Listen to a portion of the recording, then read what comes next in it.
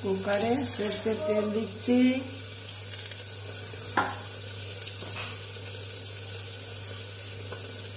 আলু আর কচু নিয়েছি, গিটে কচু দিয়ে মাছ দিয়ে ঝোল করবো, লাটা মাছ দিয়ে এগুলো ভেজে নেব।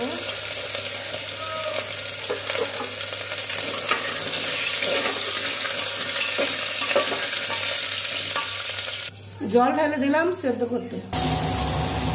লাটা মাছগুলো ভাজছি। আর বলেন না, আমার বাড়িতে প্রচণ্ড পাড়ার লোকে লেগে থাকতে আমার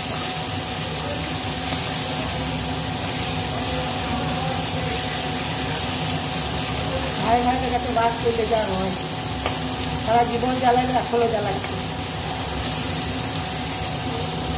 আমি চাকরি নাই, কোনো রকম করছি, খাচ্ছি, এটা ভালো লাগছে না।